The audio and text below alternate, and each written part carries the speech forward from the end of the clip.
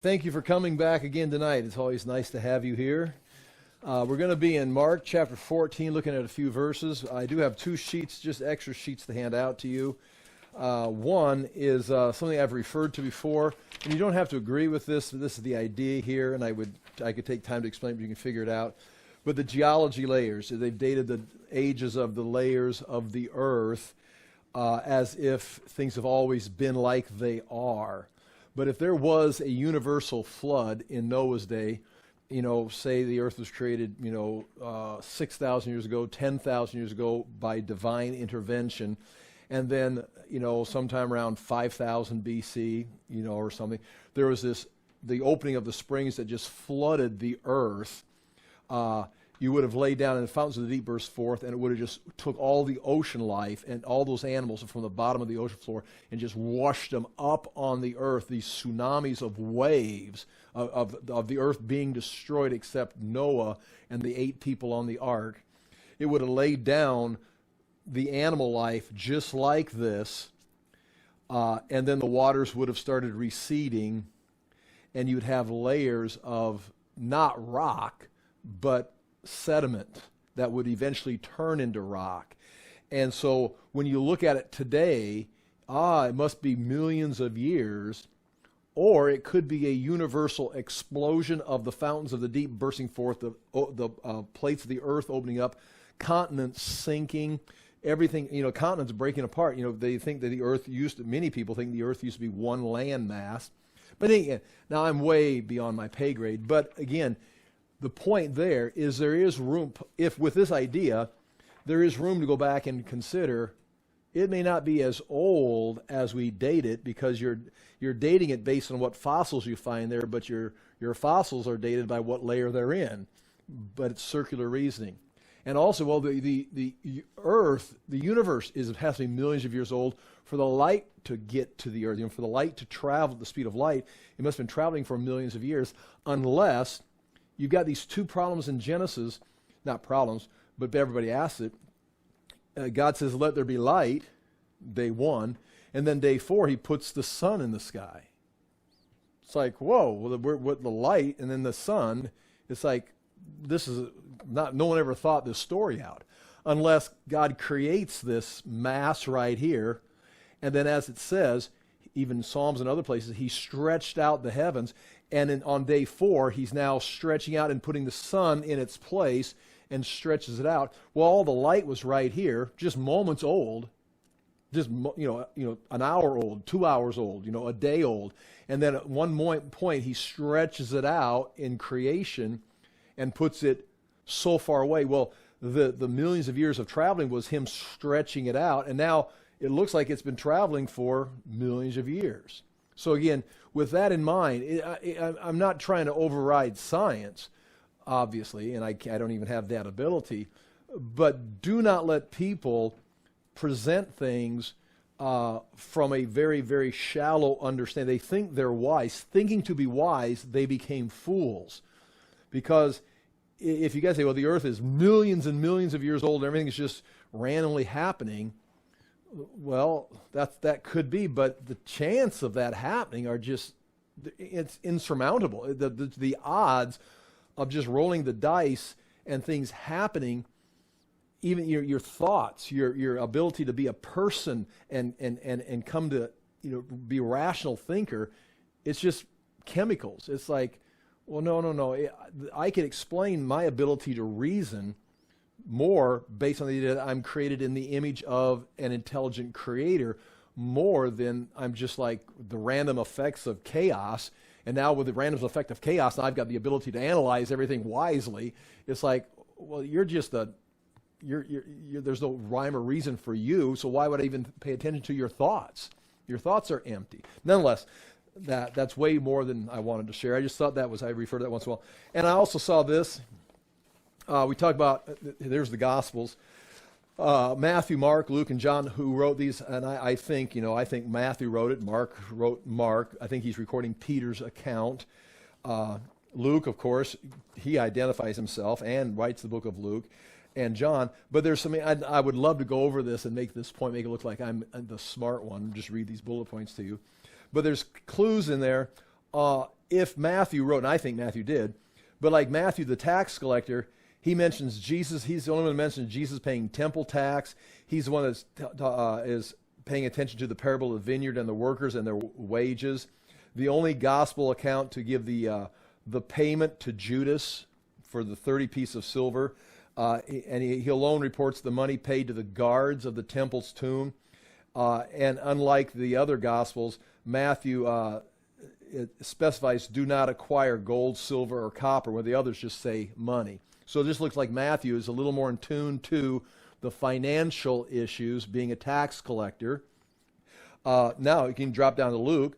Luke, who was a physician, Luke's account describes the two births, both Jesus and John the Baptist's birth. He identifies the severity of Peter's mother-in-law's fever. He also identifies, he kind of defends a physician when he couldn't heal the woman. He's more of a defense of the physician. And Luke alone, a Gentile, records the infant Jesus' circumcision on the 8th day. No one else, Matthew, Mark, and John, don't record that because, well, it's obvious. They don't record it because it's obvious. Luke is like, let's get some details on it, but he's a Gentile. And then, of course, Mark and John, you can see reasons there too that I could go over those. John, of course, has a lot to do with fish and cooking fish and different details. Okay, that's just something interesting, and it kind of leads into what we've been doing here. Mark, of course, is the Gospel of Mark, written by Mark, but it's Peter's account that he puts together.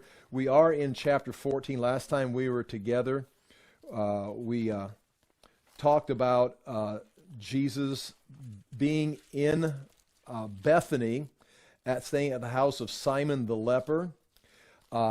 He is staying outside of Jerusalem on the Mount of Olives, same town that Mary and Martha and Lazarus live in. We are going to assume that Simon the leper was a wealthy individual, had room for Jesus and the apostles to stay. Again, this is Passover week, so there's a lot of people, pilgrims that have come to town. I'll give you the numbers here in a minute. Josephus records that in 66 A.D., it'd be right before the Jewish wars broke out. It was the same year the temple was officially completed, that Herod began. It's now finalized. I mean, a lot of details had gone into it. It had been functioning this whole time, but it was like completed. And it was destroyed 4 years later. That there was 2.5 million people in the city at that time. In 66 AD. But nonetheless, it's a lot of activity. A crowd of people are there. And pilgrims are staying wherever they can. Sometimes they're just camping on the Mount of Olives. Others are staying in house. And the very fact that Jesus has a house to stay in Bethany at Simon the leper, along with his disciples, that he's in someone's house, a residence, probably pretty nice, and not just camping out, sleeping in the dirt somewhere, has to rattle some people's image of Jesus, the poor Messiah that just wandered around aimlessly like a hippie, a homeless person. He's actually moving, we're going to see tonight, he's moving in circles of people that have influence. And so that's what we saw in chapter 14. I'll begin to read that right here, chapter 14, verse 1. Now, the Passover and the Feast of Unleavened Bread were only 2 days away. This is Mark chapter 14. And the chief priests and the teachers of the law were looking for some sly way to arrest Jesus and kill him, but not during the feast, they said, or the people may riot. Now, right there, that's their plan. They're not going to kill Jesus. They just let things ride low, get through the holidays, and then we'll go get Jesus. Little do they know, Jesus is in complete control. We're going to see it, especially in tonight's verses. Jesus is in control of this entire situation. And anyone who comes against Jesus is only going to be coming alongside and working the plan. You can attack him, but you cannot affect him. Judas is going to attack him, but you're just going to play into the plan, and you be destroyed in your own way. And again, throughout chapter 14, there's going to be several times where Jesus' arrest is going to come up and his betrayal. While he was in Bethany, reclining at a table in the home of a man known as Simon the leper, a woman came with an alabaster jar of very expensive perfume made of pure nard. She broke the jar and poured the perfume on his head. Some of those present were saying indignantly to one another, "Why this waste of perfume? It could have been sold for more than a year's wages and the money given to the poor." And they rebuked her harshly. "Leave her alone," said Jesus. "Why are you bothering her? She has done a beautiful thing to me. The poor you will always have with you," if you're really interested in the poor, you're just using them as a cover, "and you can help them anytime you want. But you will not always have me. She did what she could. She poured perfume on my body beforehand to prepare for my burial. I tell you the truth, wherever the gospel is preached throughout the world, what she has done will also be told in memory of her." And in just a few days, many people will be pouring out ointments on Jesus' body since his body is being prepared for burial. Verse 10, "Then Judas Iscariot," maybe having been triggered by that event, "one of the 12, went to the chief priests to betray Jesus to them." Now remember, they're going to wait, but Judas kind of instigates this and kind of moves it up on the calendar. Went to the chief priests to betray Jesus. They were delighted to hear this and promised to give him money. So he watched for an opportunity to hand him over. So now he's looking for a chance to hand Jesus over. And unbelievably, it's going to happen during these events of this very, very busy week. We're talking, in our culture, the best thing would be Christmas and New Year's. I mean, during Christmas and New Year's, no one's on schedule. No one's at the right place. Everyone's out of sync. No one's at work. Nothing's the dump truck, not dump trucks, the garbage trucks aren't running right. Everything's messed up. But that's where this is all going to come down. And they're trying to avoid that, but it's all going to come down to this. So here, tonight's verses, chapter 14, verses 12 through 16. "On the first day of the Feast of Unleavened Bread, when it was customary to sacrifice the Passover lamb, Jesus' disciples asked him, 'Where do you want us to go to make preparations for you to eat the Passover?'" Now, it's interesting.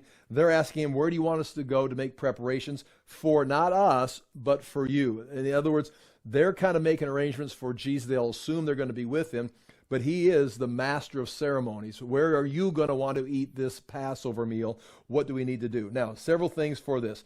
On the first day of the Feast of Unleavened Bread, and I've got the notes written here. This can get bogged down very quickly, and I'll try to be easy on it. The month is the month of Nisan. And the Nisan, the 14th, is the day they sacrifice the Passover lamb. They're going to sacrifice the Passover lamb on Nisan the 14th. Now, the day ends when the sun sets. So sun sets. Now this, again, besides trying to figure all this out, you've got to completely reframe your thinking on the beginning and end of the day. For example, the sun is setting now, so this is the end of Monday, right? Today's Monday. I'm retired, so it's like, I don't know. Monday, and in just a few moments, Tuesday begins in this world. You know, our Tuesday doesn't begin until, well, it doesn't begin for me until I get out of bed the next day. But, so, you can be sacrificing the Passover lamb, and the Passover lamb would be sacrificed in the afternoon of this day. But it's going to be eaten between sunset and midnight of this, what we would say, same Thursday or same day, except this now is, once the sun sets, it becomes Nisan the 15th. So you'd sacrifice the Passover lamb, but eat this Passover meal in the evening, which is actually the beginning of the 15th. So this is Passover. Now, I've got here this little calendar. I've got a little something I created and put on my website, and fortunately I found it. These are all the feasts of the Lord from Leviticus 23. So you can look at all of those, but don't worry about all of them. Look at the first one. You've actually got 3 feasts. Nisan the 14th is Passover. Nisan the 15th begins an event, a series of days. It can be as many as 8 days, is unleavened, Leavened, unleavened bread. And we can say this is going to go on for, we'll just say 8 days. And Then, during this whole time, this is Passover, right here. Then unleavened bread begins on Nisan the 15th. But then first fruits. Now, understand, Passover and unleavened bread go back to the Exodus. They put the Passover lamb was killed. They put the blood on the doorpost and the door frame, the header. And then, because they're in a rush to get out of Egypt, they didn't take their bread. They just took the bread without letting the yeast rise. It was unleavened bread. They just took it and went. And so the Passover lamb is the Exodus, and the unleavened bread is the rush to get out. But first fruits is an agricultural yearly celebration. It has nothing to do, in a sense, with the Passover. But the first fruits is celebrated on the first day of the week after Passover. So the first day of the week is always, in our world, Monday. But on our calendars, the first day of the week on our calendars is Sunday. Because the last day of the week is the Sabbath, Saturday. And so the week ends on Saturday, and the first day of the week begins on Sunday. But Constantine came in 325 and says, you know what? That's the day the Lord was resurrected. It's now a weekly holiday. We're going to take Sunday off. Back in the day, Bible days, they had a one-day weekend. Constantine says, we're going to have a two-day weekend. And once you give people a couple days off, you're never going to get it back. But now we have a two-day weekend, and now we're pushing for three-day weekends. But nonetheless, so when they say the first day of the week, they're talking Sunday. Now that could be a movable date, because it depends on what day this is. It's the first day of the week after Passover. Very quickly, the way I'm going to present this, and there's debate with this, I mean, we're talking 24 hours of difference. We're not talking like years or days or events. This is Thursday, when Jesus says, go prepare, go get something ready. Because when the sun sets, now it's Friday, but it's in the evening of Thursday in our world. And then they're going to have this meal on, we would say Thursday evening, but it's actually Friday the 15th. You understand what I'm saying? It gets confusing. And then the sun is going to come up, and it's going to be Friday morning, and Jesus is going to end up being on the cross on this Friday. Nothing happens on Saturday for obvious reasons, because Saturday is the Sabbath. They don't do anything on the Saturday. But the first day of the week after Passover is going to be Sunday, and that just happens to be a holiday of the first fruits, where they go off and they cut part of their crop, the early parts of the crop, and wave it before the Lord as an offering that he'll now bless the rest of the crop. And that's what you see right there at the very beginning. In Nisan, you've got Passover, unleavened bread, and first fruits. And this would be Nisan the 14th would be the Passover. Nisan the 15th begins the 8 days, or 7 to 8 days, depending on how you count it, of the unleavened bread feast. But then coming in the midst of that, depending on where it's at, first fruits is going to come somewhere in there, depending on the year. I know, think of a holiday where it's like, what holiday? You never know when it ends. Well, like Easter, in our case, is always on a Sunday, but Christmas could be on any day of the week. It's on the 25th.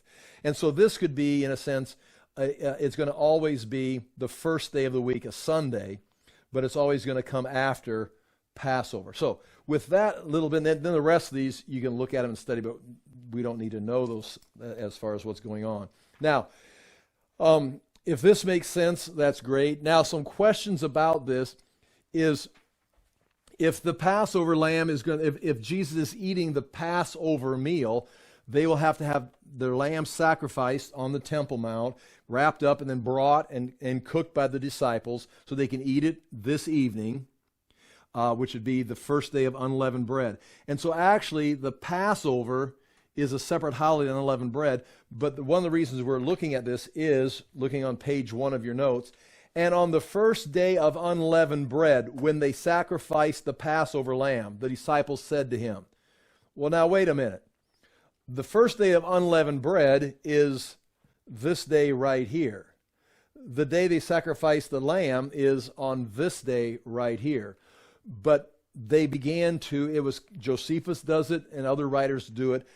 It's like the holidays. It's the first day of the unleavened bread feast, which really begins at sunset or here, but it's the day they sacrificed the Passover lamb, which technically that's not correct. But we're talking about hours, and you're talking about families and celebrations, and you're going from one day into the next day.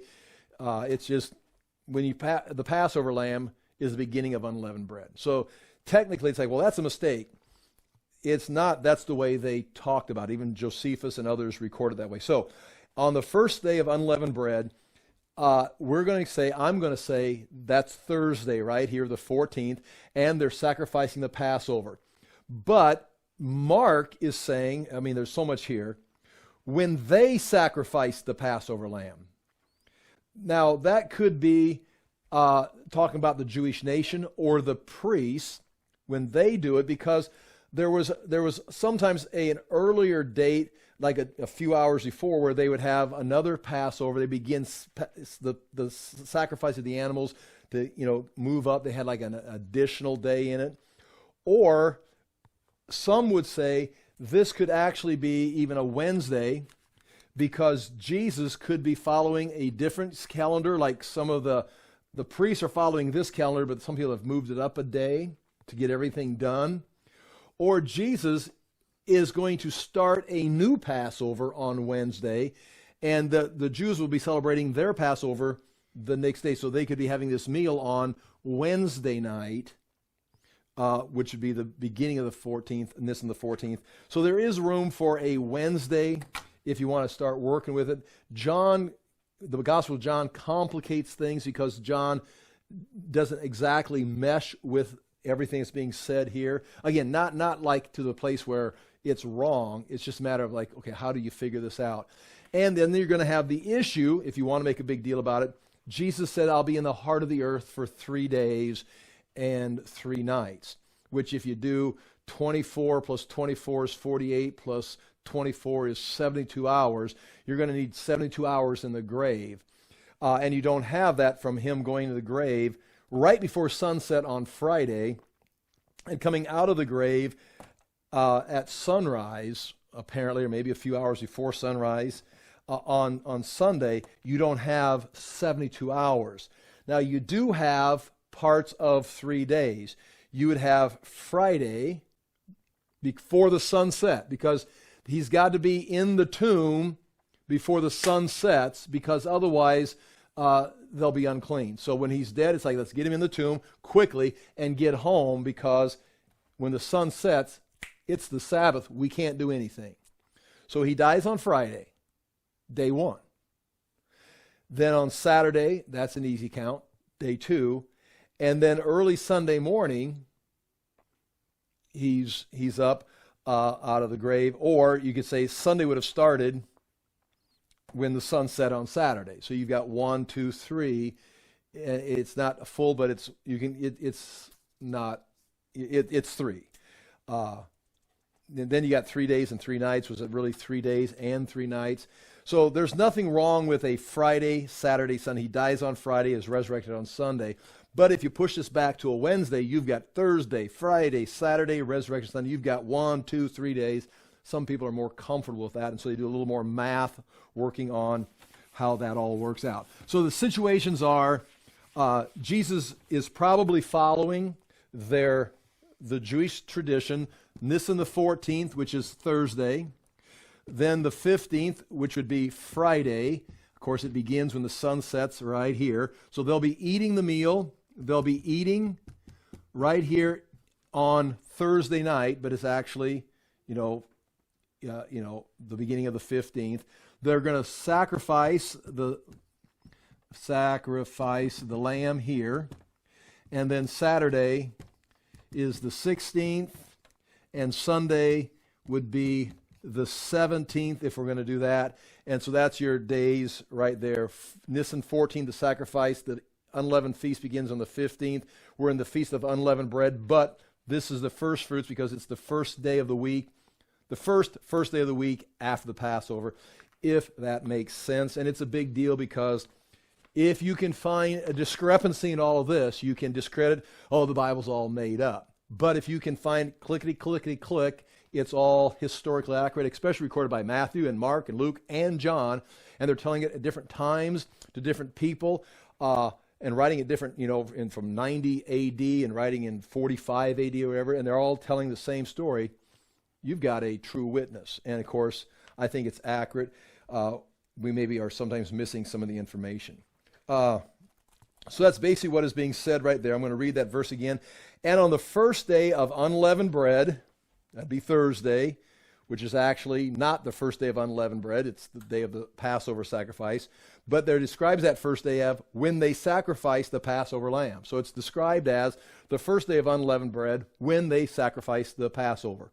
So they're counting this as the first day of this unleavened bread feast. Jesus said to his disciples, his disciples said to him, where will you have us go and prepare for you to eat the Passover? Now there's several things here that take place.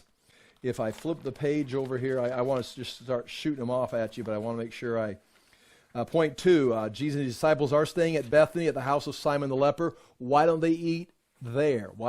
Must be a nice house. They had the pouring out of the perfume. They already had a party there the other night. Why don't they just stay there and have the Passover there?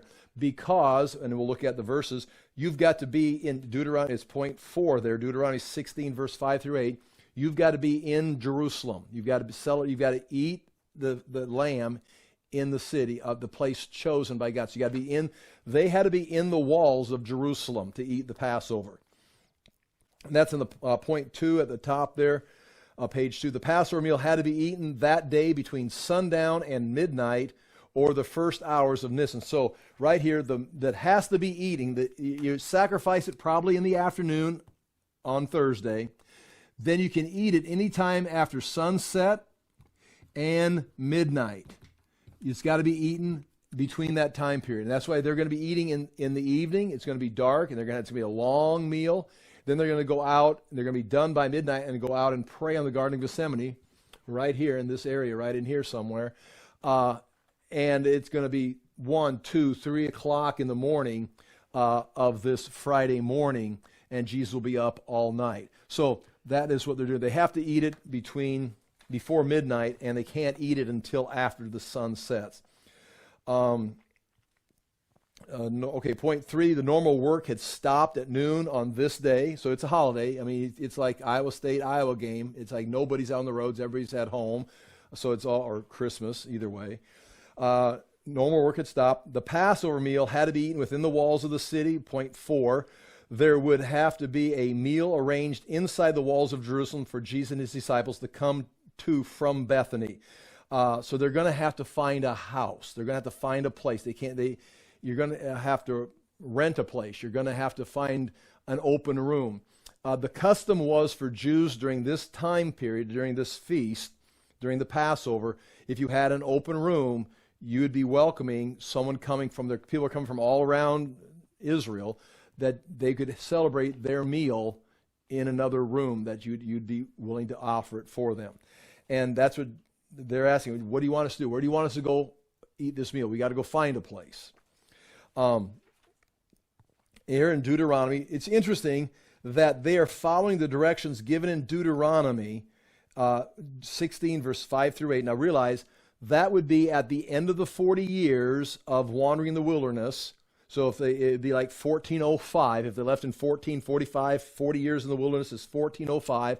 They're still over in Ammon. They have not crossed across the Jordan into Israel. They haven't crossed over and met Jericho yet. So they're still outside the land. They haven't even entered the land yet. 1405. David hasn't taken the city of Jerusalem. That'd be like 1050 or something like that. Maybe 1000 BC. Let's say 1000 BC. And Solomon hadn't built the temple in Jerusalem yet, which would be like, 975, 950 BC. So they haven't even entered the land, found the city, or built the temple yet. They still don't understand these things. But the word was in Deuteronomy 16, you may not offer the Passover sacrifice within any of your towns that the Lord your God is giving you, but at the place that the Lord your God will choose. And that's going to be Mount Moriah, the temple on Mount Moriah, to make his name dwell in it. There you shall offer the Passover sacrifice in the evening at sunset.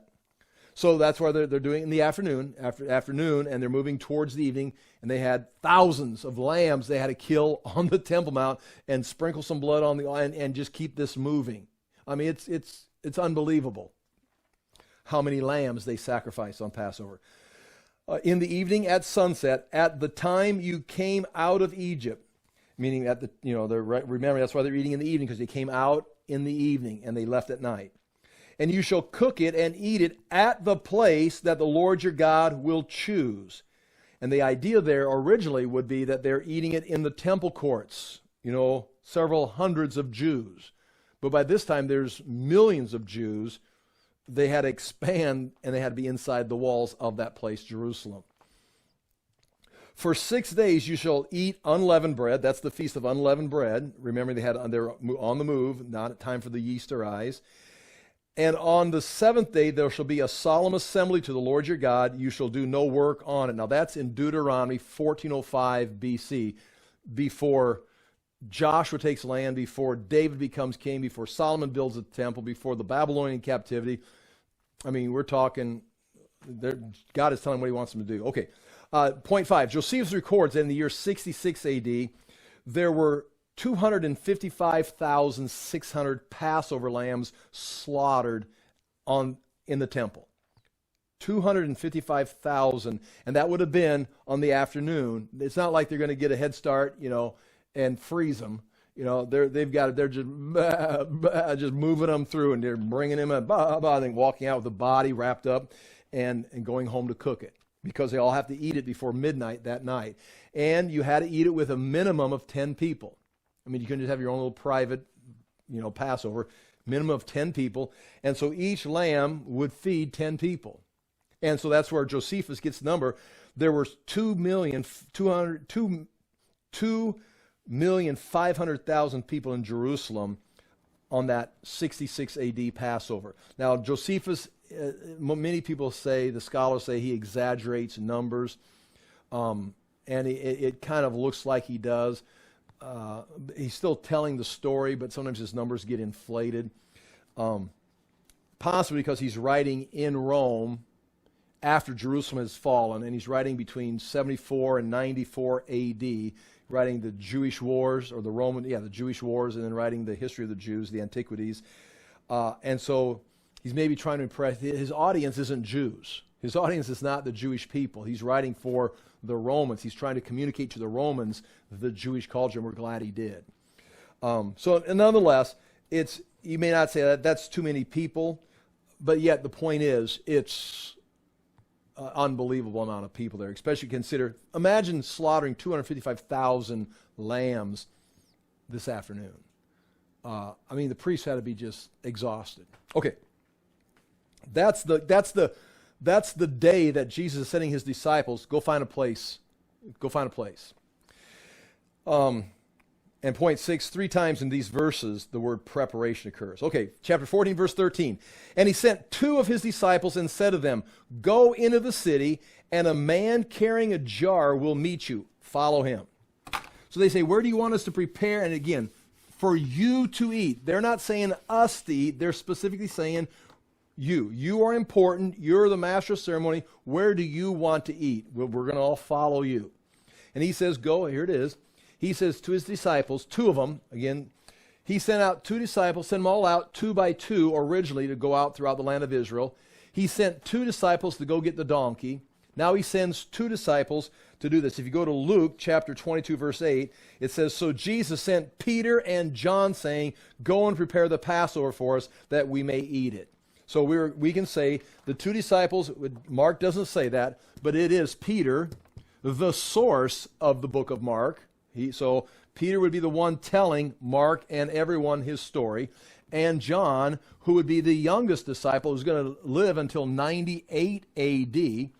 So you've got two of the key disciples right there going off to prepare. And Jesus tells them, go into the city. Now, you know the city. We've got maps. Here is, we're going to say Mount Moriah up here like this. Here's the eastern wall, comes down on the ridge. Here's the southern end right here. The Dung Gate is right down here. Then the western wall, by this time, not the western wall, but the western hill has been rebuilt up like this and comes around, something like that. That's a rough drawing. Here's the temple.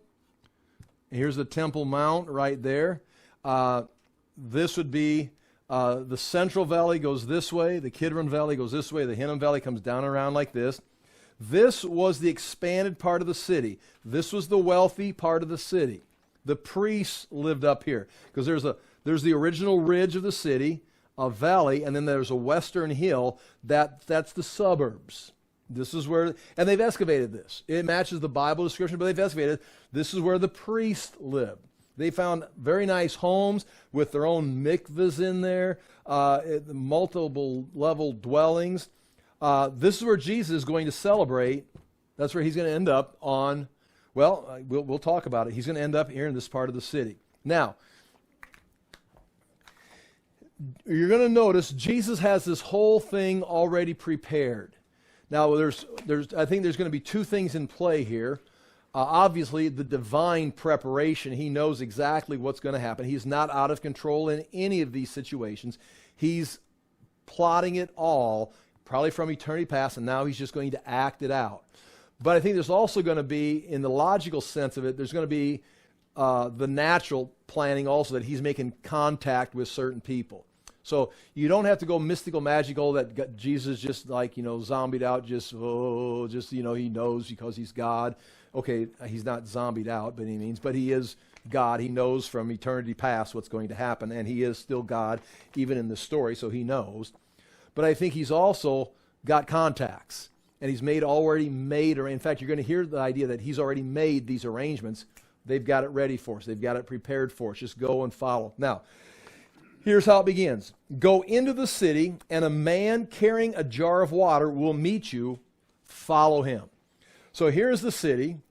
They're up here in Bethphage, over here on this part of Mount of Olives. They're going to go into the city and meet a man with a jar of water. Now, several things about this jar of water with a man is, one, women did this. Remember the woman at the well in John chapter 4?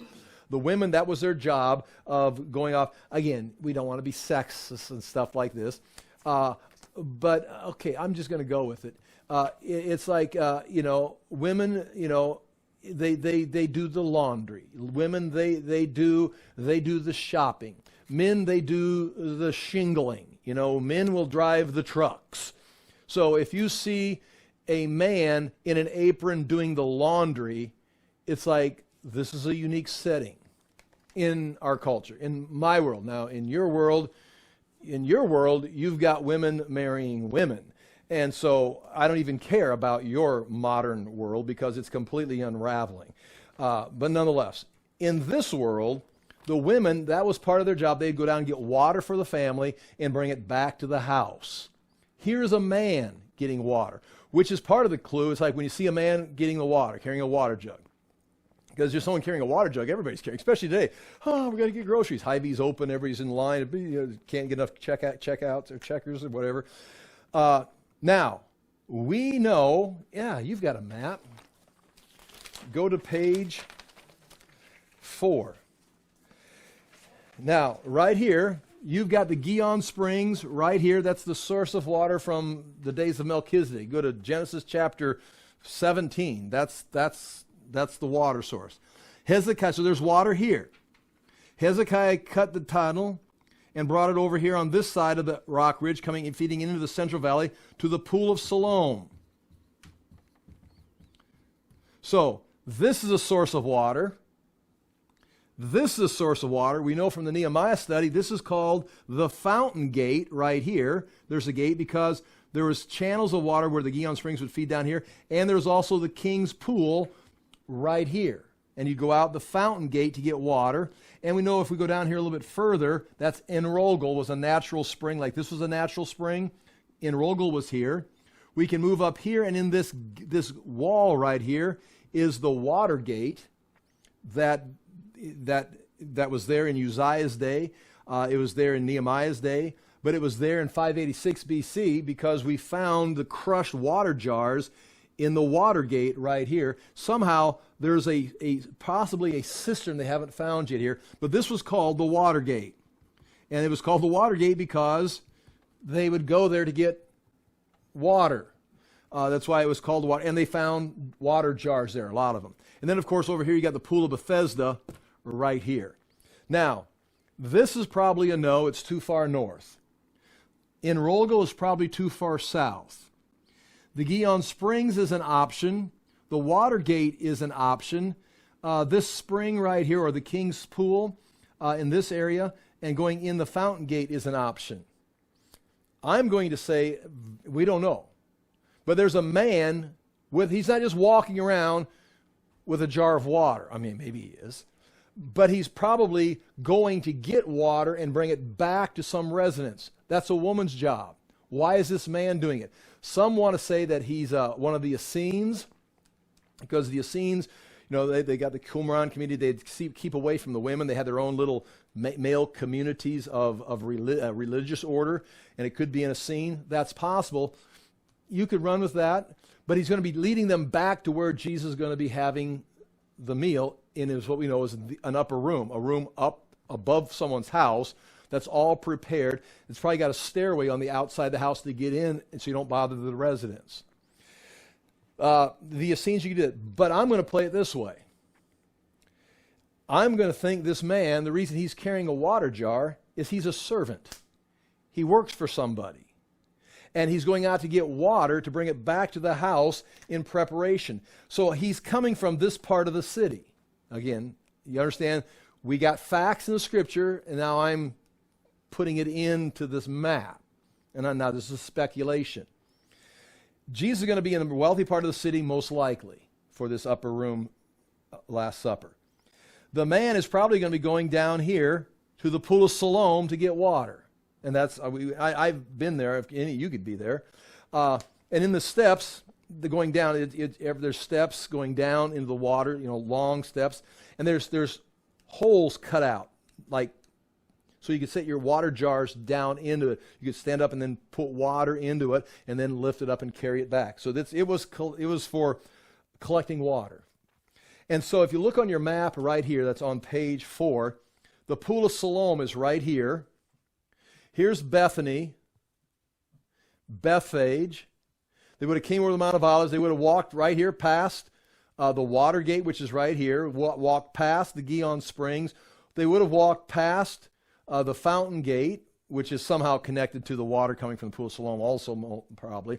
But they could have gone right into the gate right down here, the Pool of Siloam, and that when they would have went in, there's a man with a water jug because he's going back up to the house that Jesus is going to be having, and they follow him. When you see the man, so if they came in this gate right here, you see a man with a water jug, follow him.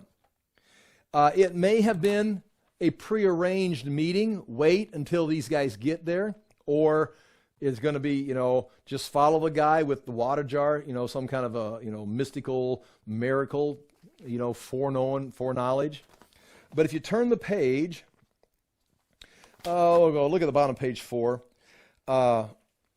Just point 1, I want to read this to you. Oh, I got to read that verse to you. Okay. First of all, like the preparation of entering Jerusalem on Palm Sunday, Jesus demonstrates his preparedness, either natural or divine, probably both. His foreknowledge, either arranged or foreknown. And his control of the situation, probably human planning, but also divinely ordained. So I think you've got both happening here. But Jesus is not just out of control. He's planning. He's got contacts. The point, Jesus is in control of these events that are about to transpire. Let's go back to page 4 and read that verse. And wherever he enters, say to the master of the house. So you see a man with a jar. You come in one of these gates, apparently. I'm going to say this gate, down by the pool of Siloam. You come in and you see a man with a water jug. Follow him. Why? He's going to someone's house. Whose house? The master of the house. Well, that makes sense. Why is this man getting water? Because he's a servant for the master of the house. Go get some water. That's a woman's job. Are you getting mouthy with me, son? Or whatever. That was probably his job. He comes in. And watch this. And wherever he enters, say to the master of the house, and this is what they're supposed to say. Peter and John, you follow the man with the jar of water. The teacher says, where is my guest room where I may eat the Passover with my disciples? So it would appear that he's already ordered the room, had Judas pay the bill, and the man says, I'll have something ready for you. So we'll arrive at this time, and they say, the teacher says, where is my guest room where I may eat the Passover with my disciples? You can have some divine intervention there of foreknowledge, but you can also have Jesus with his many disciples and Judas with the money bag, getting these things all lined up. And Peter and John are now going to go prepare. Now, I've got this word in the square. The word is, you see it in the Greek right there, it's kind of small. It's kataluma. It means a lodging place or a guest room. So he says, where is the guest room of me where the Passover with my disciples we may eat? So it's a guest room that he's paying for apparently. Or, like I said, the Jews, if they had an open room, they'd offer it to other pilgrims coming in. This is prearranged. Go to chapter 14, verse 15, page 5. And it says, and he, the master of the house, you're going to follow the servant with the water jar. He'll take you to a house. When you get to the house, ask the master of the house. The teacher is asking where his room's at. Which room will he be using? It says, and he will show you a large upper room, furnished and ready. There prepare for us. He'll know exactly what's going on because of divine intervention, possibly because Jesus got it arranged. He's paid the bill. He's got the receipt. He could have sent John and Peter with a receipt. Here's the receipt. Where's the room? But it says what's interesting here, a large upper room. And when you talk about a large upper room, it'd be like you've got a house below.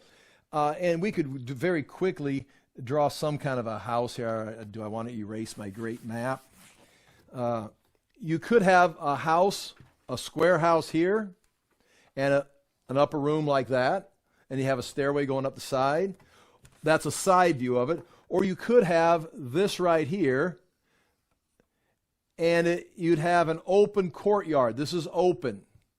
And then you'd have rooms off this, your first floor. No different. You'd have your kitchen, although you do your cooking out here. You'd maybe do your dining in here. Here'd be a room here. You'd have another room over here, your library, maybe your sitting room. You'd have couches. And then there'd be another floor above that with, like we said, drew before, the layers right here.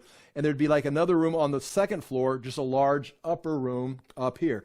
This would be open going all the way up to the sky. That's where they would cook. That's where they would sit. And then even then on the roof, see up here on the roof, you'd then come up here and you'd sit on the roof and you'd spend time on the roof, especially in the cool of the day. There'd be a little railing going around it. And that was like a third. That was in the Middle East. That you can see, you can see it right there. I went and walked across Jerusalem through just the tops of houses and stuff. When you're just going across, there's just places to go. You just walk, just keep walking. And of course you can see there's people, they got laundry up there. Some people got like TVs up there. There's satellite dishes. And there's people there's chairs, in rain season, they bring them in. If it's nice season, they just go up there and sit. Nonetheless, Jesus is going to be getting one of these rooms up here. Now, what is said right here is two things.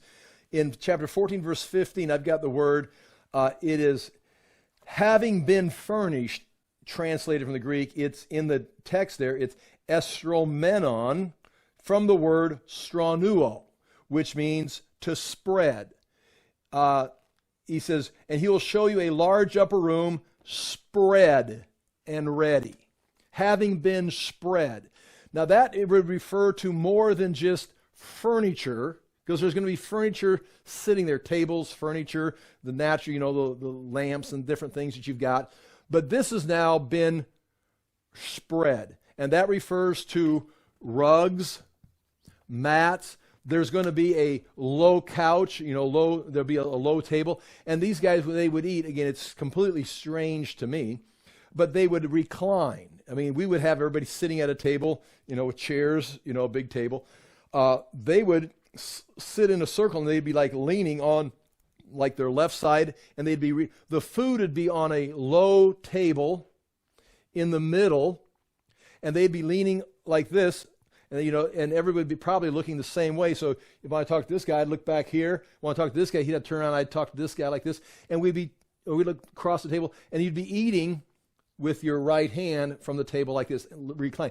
That's why it's going to say, John describes himself as the one who leaned on Jesus during the Last Supper. He leaned on. It's like, what? Well, they were cuddling? What were they doing? No, he was like, anymore, you'd lean back, you'd talk to somebody. Like, it was just a natural, it wasn't like, I ain't going to go there. But they have. And it's like, no, that's not the story.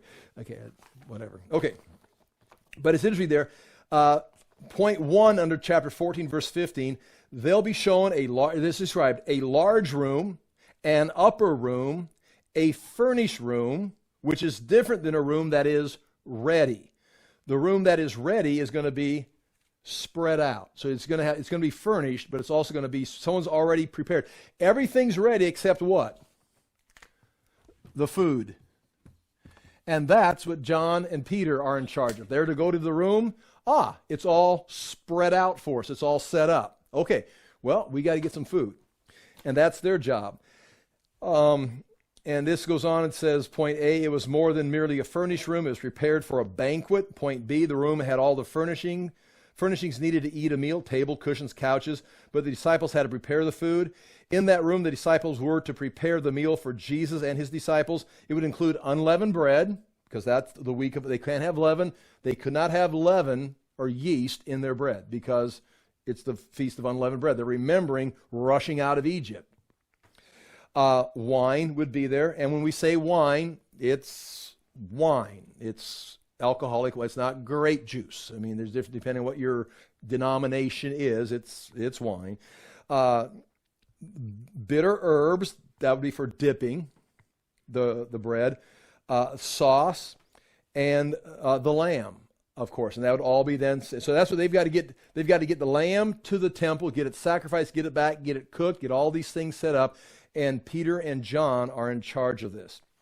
Point 3, on the western hill of Jerusalem is where the wealthy citizens would live. And I've got, where did I skip some stuff? Oh, yes, go back to page 3.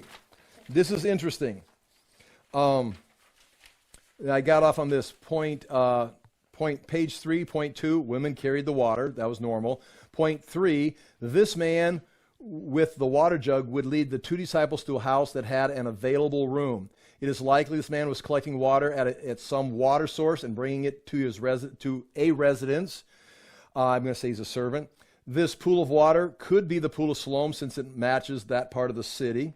And I give you those other listing of those other fountains or water reserves.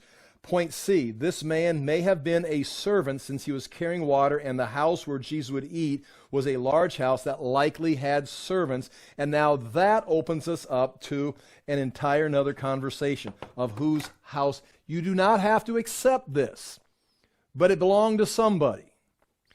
And I'm going to present, at least I'd present, and I have before, that this house belonged to a guy named John Mark's mom. Okay? John Mark's mom. Now, I'm not sure about John Mark's dad. It doesn't say anything about him. But we find out about this if you go to, and I've got it written down there for you, point E.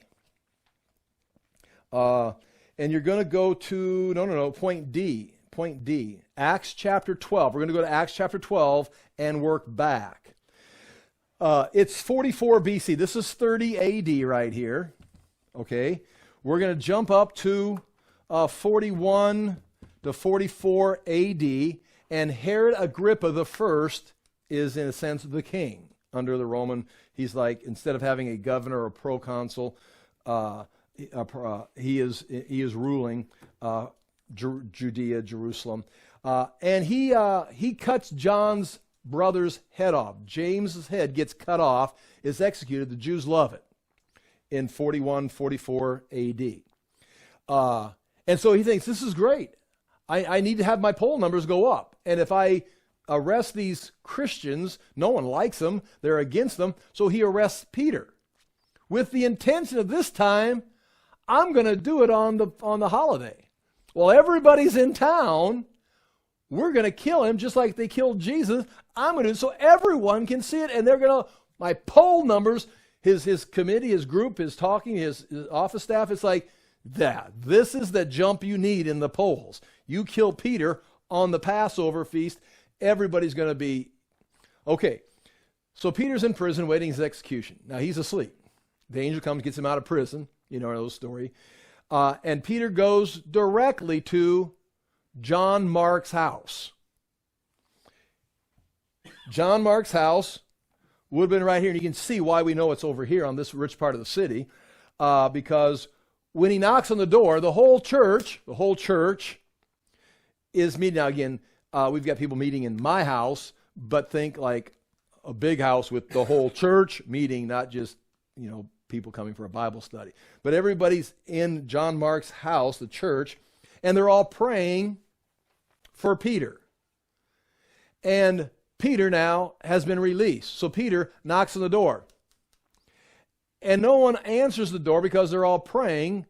But Rhoda, her name's in the Bible, the servant who's in charge of answering the door, goes and opens the door. You remember the story?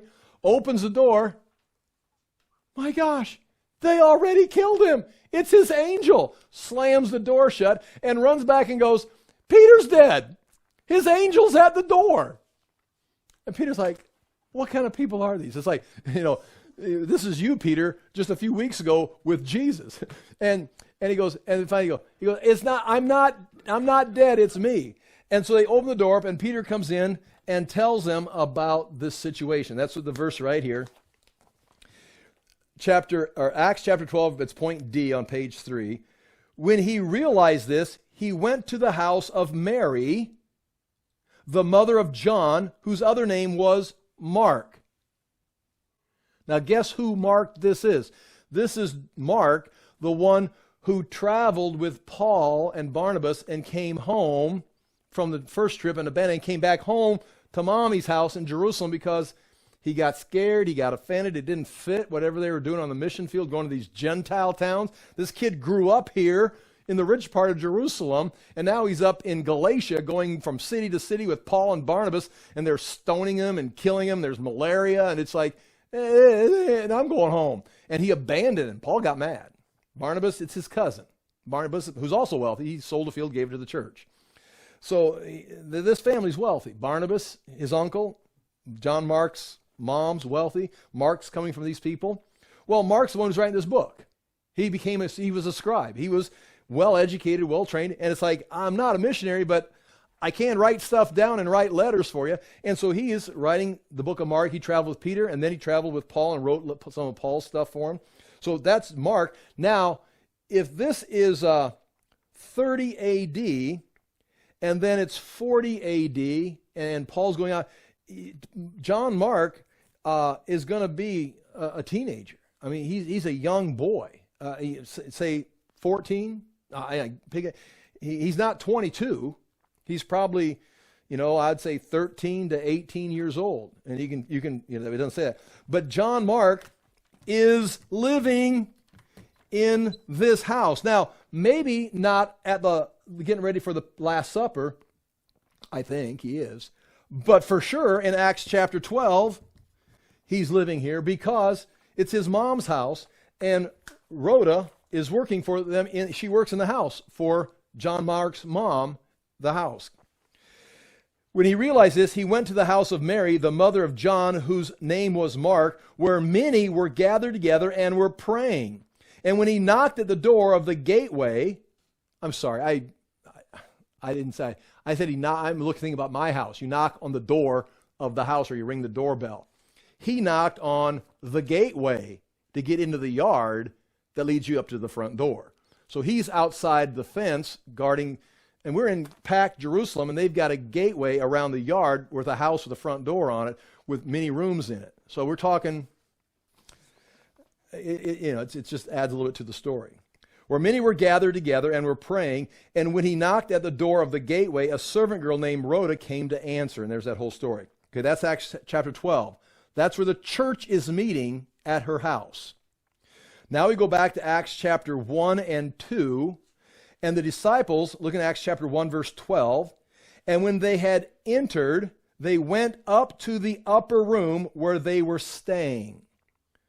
So within 50 days of this meal in this upper room, wherever it's at, the disciples are back in Jerusalem, staying in the upper room at someone's house, which in Acts chapter 12, it's John Mark's mom's house. But here, it could be different houses, but, it's possibly the same.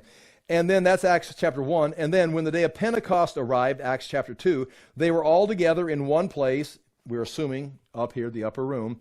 And suddenly there came from heaven a sound like a mighty rushing wind, and it filled the entire house where they were sitting. So, I think Mark 14, Acts chapter 1 and 2, Acts chapter 12, it's all taking place in Mark's house, which is owned by his mom, maybe that's John Mark's house, with the servants, and the disciples are in the upper room right here.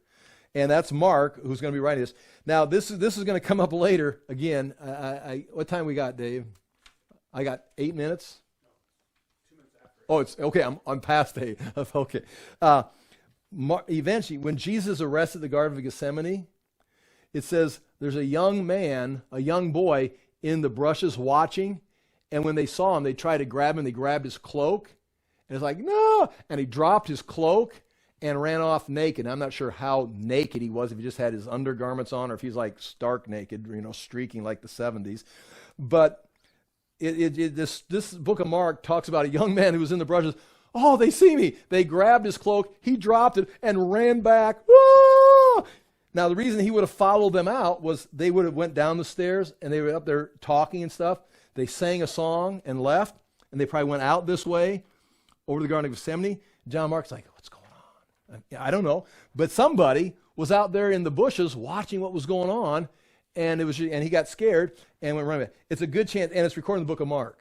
So it's a good chance that was Mark talking about an adventure that he had as kind of like an eyewitness right there. Okay.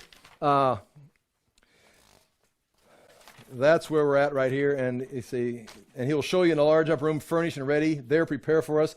And the disciples set out and went to the city and found it just as he had told them, and they prepared the Passover. They didn't set the room, they prepared the meal. That's verse 16. And then chapter 14, verse 17, and when it was evening, he came with the 12. Jesus came with the 12, and we'll pick that up next week. And it says in verse 18, and when they were reclining at the table and eating, Jesus says, truly I say to you, one of you will betray me who is eating with me. So this chapter began with the betrayal. Jesus begins this conversation, Mark does, about the betrayal, and it's going to end with it. So that whole betrayal thing of all that Jesus is doing is laced throughout this. Okay, I'll pray, and you're free to go. I appreciate you being here. Father, we do thank you for the chance to look into these things. We thank you for the history. We thank you for the Word of God. We ask that we would understand these things, take them to heart, and allow them to shape our lives and shape our attitude towards our life, towards reality, and towards our service to you and preparation for the kingdom. We do, again, thank you for this opportunity. In Jesus' name we pray. Amen. Thank you for being here.